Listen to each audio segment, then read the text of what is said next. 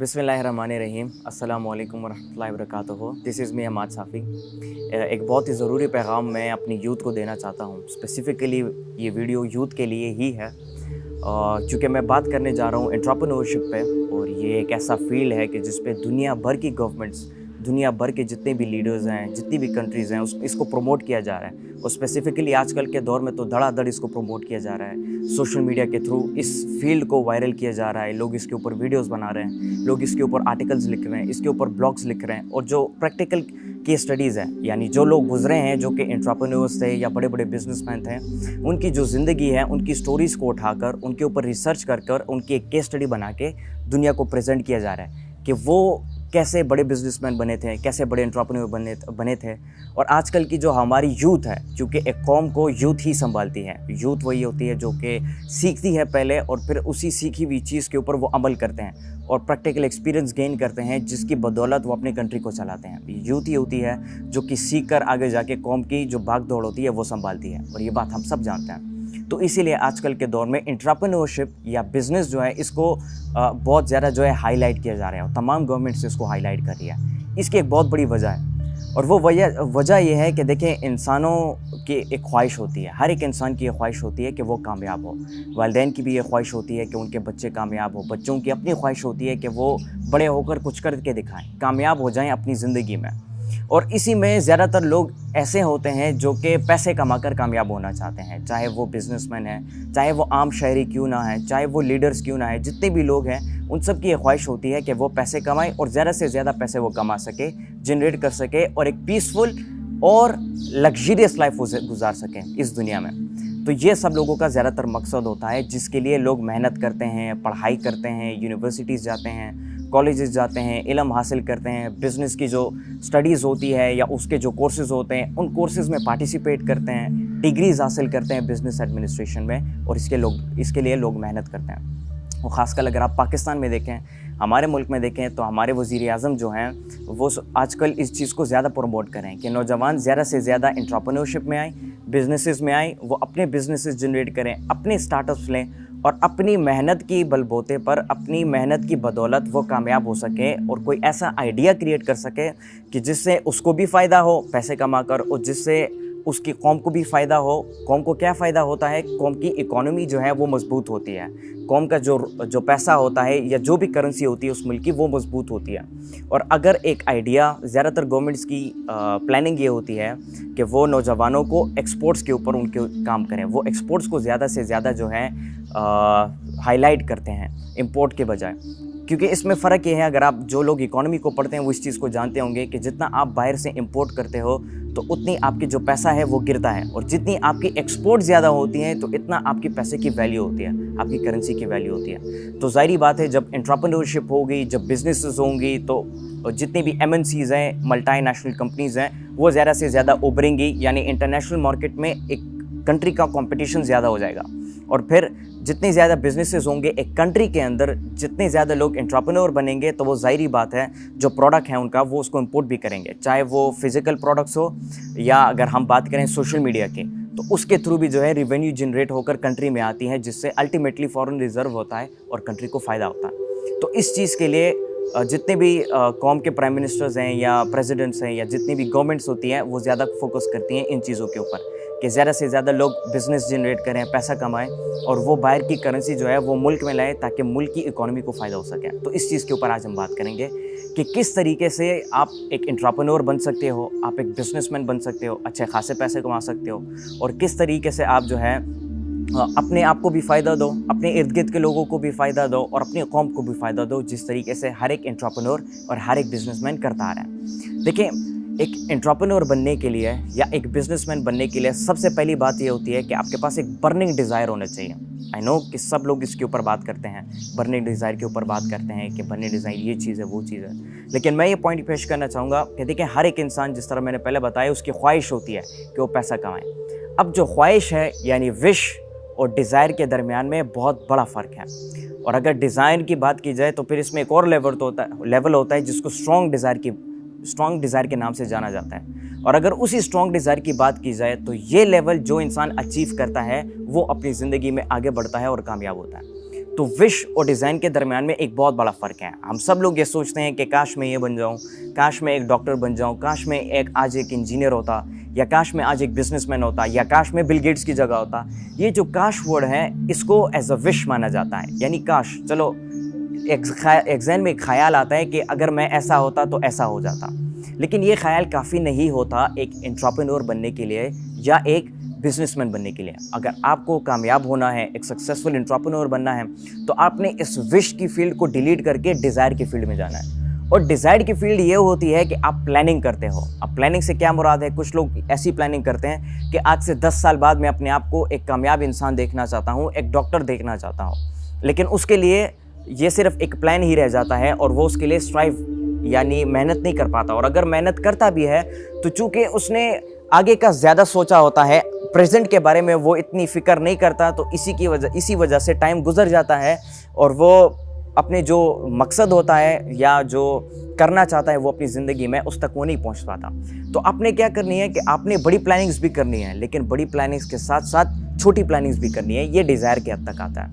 जब आप डिज़ायर करते हो तो फिर आप मेहनत करने लग जाते हो, फिर आपका ऑटोमेटिकली फोकस शुरू हो जाता है। जिस तरह मैंने पहले एक लफ्ज़ कहा, बर्निंग डिज़ायर, यानी आपके अंदर एक तड़प होती है वो काम करने के लिए। विश और डिज़ायर में ये फ़र्क है कि विश में आप सिर्फ चाहत करते हो कि ऐसा हो जाए, लेकिन डिज़ायर में आप उसके लिए दिन रात मेहनत करते हो, वो आपका मकसद होता है, जिसको अल्टीमेट टारगेट भी कहा जा सकता है। अच्छा, डिज़ायर के बाद, बर्निंग डिज़ायर के बाद या फिर तलब के बाद, जो कि आपका होता है आपके मकसद तक पहुंचने के लिए, उसके बाद दूसरी चीज़ जिस तरह मैंने बताया प्लानिंग, कि आप बड़ी प्लानिंग करो, लॉन्ग टर्म प्लानिंग करो, लेकिन उस लॉन्ग टर्म प्लानिंग तक पहुंचने के लिए आप शॉर्ट टर्म गोल्स बनाओ, जिसके ऊपर मैं पहले भी काफ़ी दफ़ा बात कर चुका हूँ कि आप 3 महीने का गोल बनाओ अपने लिए कि 3 महीने बाद मैं ये करना चाहता हूँ या ये मैं कर चुका हूँगा। फिर इस तरीके से आप छोटी छोटी प्लानिंग्स बनाते जाओ अपने लिए, छोटे छोटे टारगेट सेट करते जाओ। यही छोटे टारगेट सब जगह पहुँचोगे, यानी 3 महीनों में आप जो चीज़ चाहते हो वो आप अचीव कर लेते हो, तो ये इंसान को और भी मोटिवेट करता है लॉन्ग टर्म प्लानिंग के। यानी आप 3 महीने का सोचते हो वो आप अचीव कर लेते हो, फिर आप 6 महीने का सोचते हो वो गोल भी आप अचीव कर लेते हो, फिर आप 9 महीने की टारगेट बनाते हो वो भी आप अचीव कर लेते हो। तो इसी अचीवमेंट से आपके अंदर मोटिवेशन पैदा होती है और आप काम करने लग जाते हो, आप अपने मकसद तक पहुंच जाते हो। एक और बहुत बड़ा पॉइंट है जो कि मैं समझता हूं, अगर आप हर एक बिजनेसमैन, जितने भी बिजनेसमैन हैं इस दुनिया में हमारे सामने, जितने भी एंटरप्रेन्योर्स हैं, अगर आप उनकी लाइफ को उठा के उनकी लाइफ की स्टडी अगर आप करें, केस स्टडी करें, तो आपको वो पॉइंट नज़र आएगा। और वो पॉइंट है deleting the word impossible from their dictionary.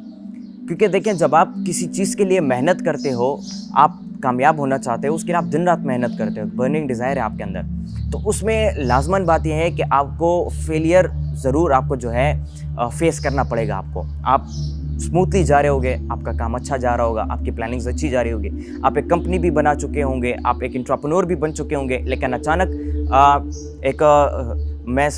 अचानक कुछ भी हो सकता है, आपका बिजनेस फ्लॉप हो सकता है, लोग आपकी प्रोडक्ट को ख़रीदना बंद कर देंगे। और यहाँ पर मैं आपके नोकिया की एग्जांपल देता हूँ। एक वक्त था कि नोकिया की जो कंपनी थी उसके पीछे लोग पागल थे, जिस तरीके से आज लोग आईफोन और सैमसंग के पीछे पागल हैं। लोग नोकिया का मोबाइल लेके लोग जो हैं एक दूसरे को दिखाते थे, अपने रिश्तेदारों को दिखाते थे कि मेरे पास नोकिया का फ़ोन है।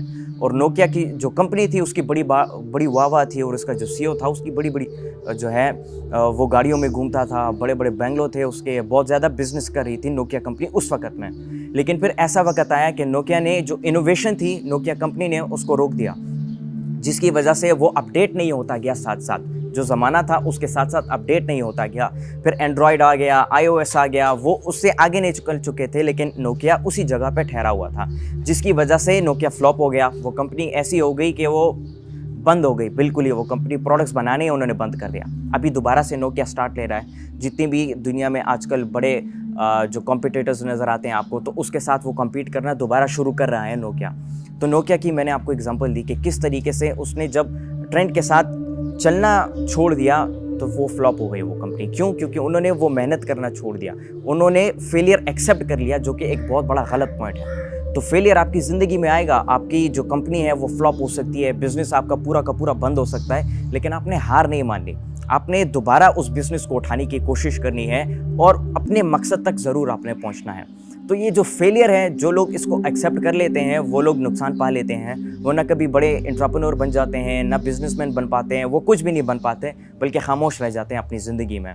तो फेलियर को आपने क्या करना है, फेलियर को आपने एक्सेप्ट नहीं करना, बल्कि जब आप फेलियर को कॉम्पीट करते हो तो आपने, जो कि मैंने तकरीबन 3-4 साल पहले मैंने ये बात की थी कि आपने फेलियर को एज अ लर्निंग आपने लेना है। फेलियर आएगा आपके साथ, आपकी ज़िंदगी में फेलियर आएगा, लेकिन उससे सीख कर आपने आगे जाके डबल मेहनत करनी होगी। यहाँ पे मैं आपको थॉमस एडिसन की भी एग्जांपल देता हूँ। थॉमस एडिसन वो शख्स है जिसने बल्ब ईजाद किया।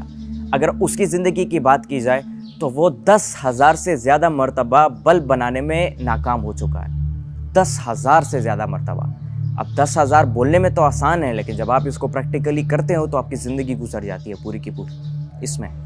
तो अगर उसकी ज़िंदगी की बात की जाए तो 10,000 मरतबा वो फेल हुआ, लेकिन उसने हार नहीं मानी, बल्कि हर एक मरतबा वो बेहतरी की तरफ चलता गया और बेहतर काम करने की कोशिश करता गया, और वो डबल मेहनत करता गया। मतलब आज वो बल्ब बना रहे हैं, उसमें कोई चीज़ ख़राब हुई, ठीक है, या बल्ब नहीं बन पाया, या उसका जो वो लाइट होता है जहाँ पे करंट मिलता है वो टूट जाता है, जो भी होता है वो उसको दोबारा रिपेयर करने की कोशिश करता है। अपनी मिस्टेक्स को वो रिपेयर करने की कोशिश करता है, जो कि हमारे यहाँ पे ज़्यादातर लोगों में नहीं है। अगर हम कोई मिस्टेक करते हैं तो हम उसको रिपेयर नहीं करते, बल्कि हम उसको वहीं पे वही छोड़ देते हैं, जिसकी वजह से हम नाकाम हो जाते हैं। तो वो 10,000 मरतबा दोबारा फेल होता गया, लेकिन फिर वो ट्राई करता गया, फिर फेल हुआ, फिर ट्राई करता गया, फिर फेल हुआ, फिर ट्राई करता गया, और इसी तरह करके करके करके उसने बल्ब ईजाद कर दिया।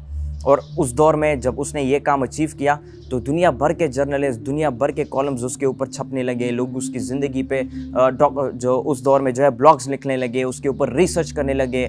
जो जितने भी इंटरव्यूवर्स थे, जर्नलिस्ट थे, वो उस पर उसकी जो है केस स्टडी करके वो उससे जो है जितनी भी पॉइंट्स थे या जितनी भी चीज़ें थी वो अचीव करके वो उसके ऊपर ब्लॉग्स लिखते थे, ताकि इसकी ज़िंदगी से दूसरे लोगों को फ़ायदा हो और दूसरे लोग इसकी ज़िंदगी से सीखकर अच्छे बिजनेसमैन बन सकें। तो ये तीसरा पॉइंट था कि आपने फेलियर पे कभी फोकस नहीं करना। जो इम्पॉसिबिलिटीज़ हैं उसको आपने दूर रखना है, और इम्पॉसिबिलिटीज़ को एज पॉसिबिलिटीज़ आपने समझना होगा।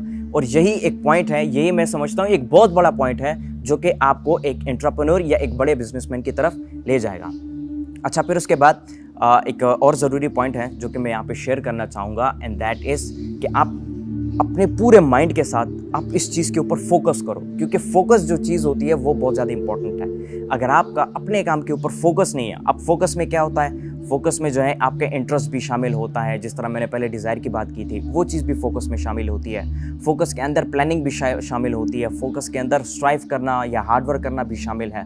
फोकस के अंदर आपका माइंड आपको सजेशंस देता है कि किस तरीके से आप अपने बिजनेस को बेहतर बना सकते हो, और ये जो सजेशंस का पीरियड आता है, यहाँ पे आइडियाज़ क्रिएशन भी शुरू हो जाती है। तो अगर आप पहले से ही अपने इस मकसद के ऊपर कि मैंने बहुत ज़्यादा पैसा बनाना है, तो अगर आप पहले से ही इसके ऊपर फोकस करना शुरू करो तो डेफिनेटली आपके दिमाग में आइडियाज़ आएंगे।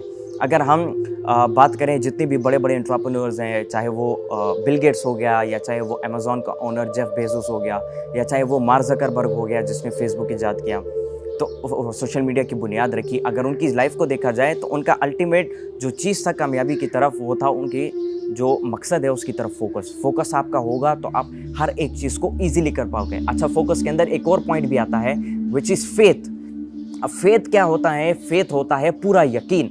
आपको यकीन होता है अपने आप के ऊपर, आपको यकीन होता है कि मैं अपने मकसद तक ज़रूर पहुंच के रहूँगा।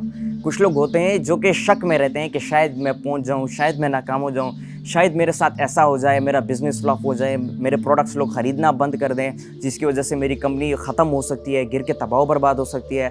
तो ये जो शक होता है, ये शक इंसान को डैमेज करता है, ख़राब करता है, और इसी शक की वजह से और ऐसी चीज़ें पैदा हो जाती हैं जिसकी वजह से अल्टीमेटली इंसान का दिल टूट जाता है अपने काम से।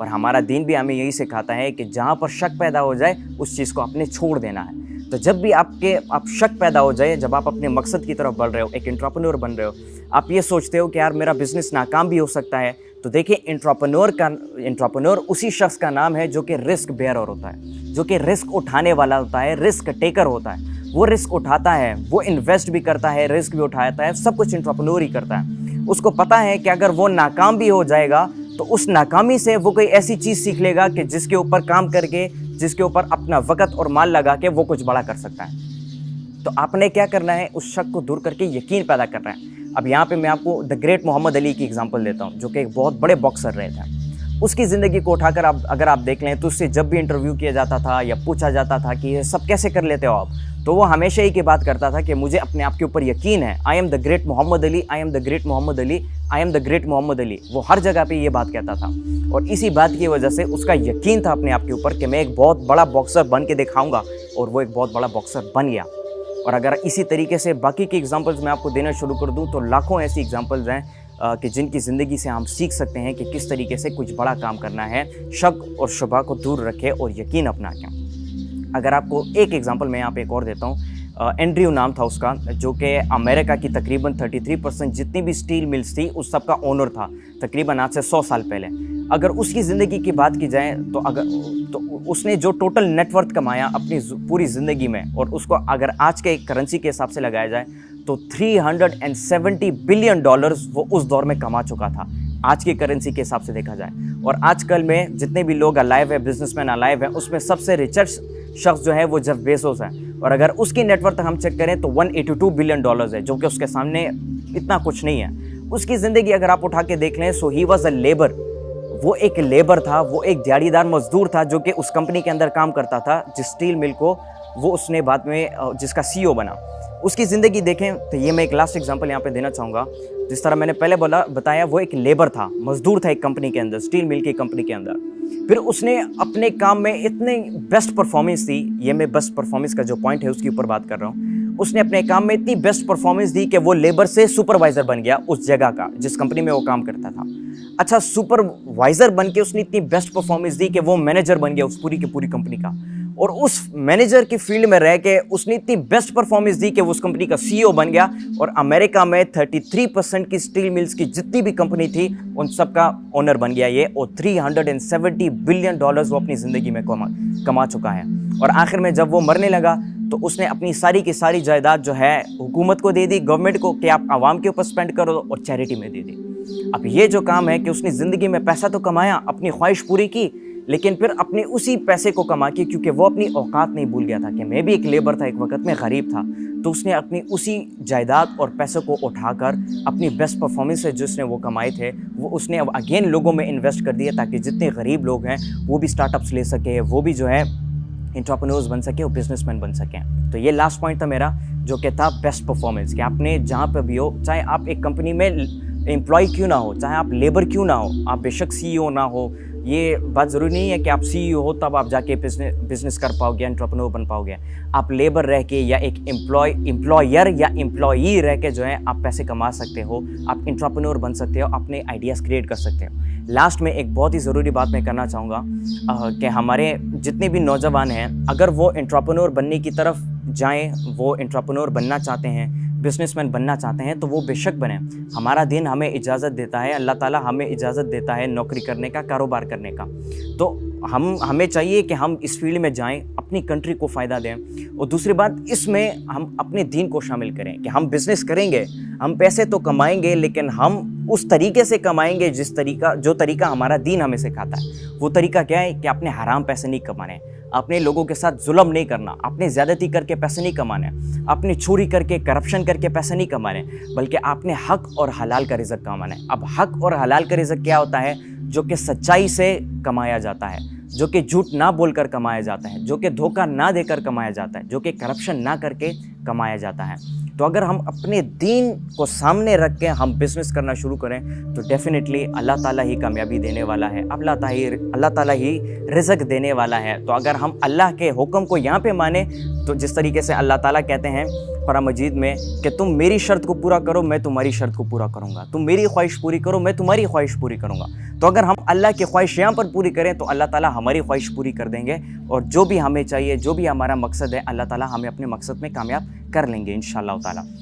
तो मैं ये कहना चाहूँगा कि आप बिज़नेस करो, बेशक करो। आप एंटरप्रेन्योर बनना चाहते हो, आप बेशक एंटरप्रेन्योर बनो। आप इंटरनेट के थ्रू पैसे कमाना चाहते हो, जिस तरीके से हमारे गवर्नमेंट्स ने DG स्किल्स और बाकी ज़रिए से जो इनिशिएटिव शुरू किए हैं ताकि नौजवान अपने पैरों पे खड़े हो सके, स्टेबल हो सकें, तो आप बेशक पैसे कमाओ, आप बेशक एंटरप्रेन्योर बनो, आप बेशक बिजनेसमैन बनो।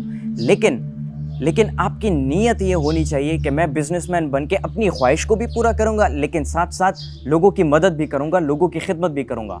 यहाँ पे मैं एंड में ये बात कहना चाहूँगा कि जितने भी बड़े बड़े एंटरप्रेन्योर्स आज इस दुनिया में आजकल देखते हैं आप, चाहे वो बिल गेट्स हैं जिसने माइक्रोसॉफ्ट को बनाया, चाहे वो जेफ बेजोस है जिसने अमेज़ॉन को बनाया, चाहे वो जो मार्क ज़करबर्ग है जिसने फेसबुक को बनाया, उनका मकसद था लोगों की खिदमत करना, लोगों के लिए काम आसान करना, लोगों की ज़िंदगी को आसान करना, जो कि अल्टीमेटली एक अच्छा काम है कि आप लोगों की मदद कर रहे हो। बिल गेट्स ने माइक्रोसॉफ्ट बनाया ताकि लोगों के काम आसान हो सकें, ठीक है। एंड्रॉयड बना था ताकि लोगों के आसान काम हो सकें।